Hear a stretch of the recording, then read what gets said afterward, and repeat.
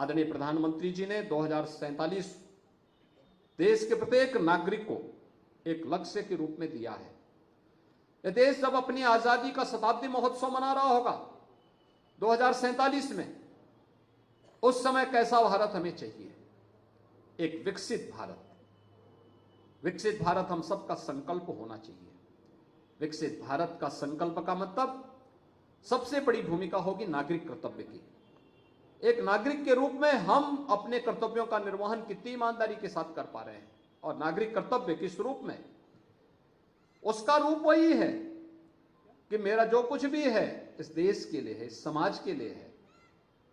देश को हम भी अपने स्तर पर कुछ योगदान दे पाएंगे। एक सामान्य टैक्स पेयर उस रूप में योगदान दे सकता है, एक नागरिक अपने रूप में उसका योगदान दे सकता है, एक व्यापारी अपने रूप में उसका योगदान दे सकता है, अधिवक्ता अपने क्षेत्र में इसमें योगदान दे सकता है। अलग अलग फील्ड का व्यक्ति अगर ईमानदारी पूर्वक अपने कर्तव्यों का निर्वहन करके इस कार्यक्रम को आगे बढ़ा रहा है, तो हम राष्ट्र निर्माण की प्रवर्तमान अभियान में हम सबका भी योगदान होगा। और आज प्रदेश के अंदर बैंकों ने जिस तेजी के साथ लोगों के साथ सहभागी बनाकर के इस कार्यक्रम को आगे बढ़ाना प्रारंभ कर दिया है, चेंज आया है, परिवर्तन, बहुत परिवर्तन आया है। आज तो बड़े पैमाने पे कोई भी नौजवान जाता है, बैंक उसके लिए सदैव खड़ा रहता है। हाँ, औपचारिकता तो हमें पूरा करना पड़ेगा, और उन औपचारिकताओं को पूरा करते हुए हम आगे बढ़ते हैं।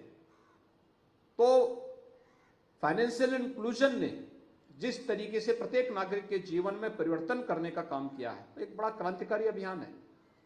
चाहे वह जनधन की योजना हो, अटल पेंशन योजना हो, जीवन ज्योति बीमा योजना हो, जीवन सुरक्षा बीमा योजना हो, पीएम मुद्रा योजना हो, पीएम स्वनिधि योजना हो।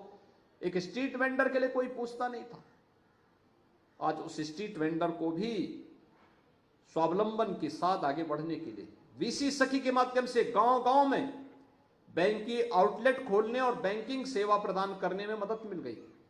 बड़े पैमाने पर वे लोग इस अभियान के साथ जुड़े हुए हैं, और मुझे प्रसन्नता है कि भारत सरकार का योगदान, वित्त मंत्रालय का योगदान इस दिशा में पूरे सकारात्मक रूप से प्रदेश शासन को प्राप्त होता है, जिससे उत्तर प्रदेश देश की एक बड़ी उभरती हुई अर्थव्यवस्था के रूप में आगे बढ़ा है।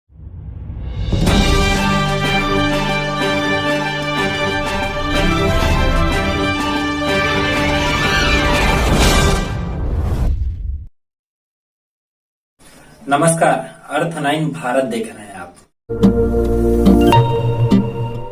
जब लोग कहते थे सोने के आभूषण में कभी पारदर्शिता नहीं हो सकती, लेकिन आज 100% वापसी का भरोसा सोना महल से ले रहे हैं।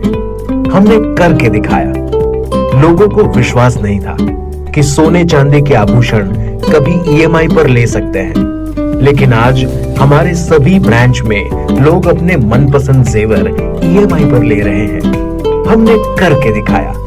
असंभव वाली चीज, सोने के आभूषण की बुकिंग के बाद अगर भाव कम हो जाते हैं तो ज्वेलर्स कम हुआ भाव देने से घबराते थे, लेकिन आज सोना महल से लोग अपने गहने की बुकिंग के बाद भाव कम होने पर कम हुआ रेट ही ले रहे हैं। हमने करके दिखाया। जब लोग डायमंड ज्वेलरी ज्यादा दाम सोचकर नहीं ले पाते थे, आज हमारे शोरूम में 6,000 रुपए से शुरू डायमंड प्रोडक्ट ले रहे हैं। हर घर में हमारे डायमंड ज्वेलरी को काफी पसंद किया जा रहा है।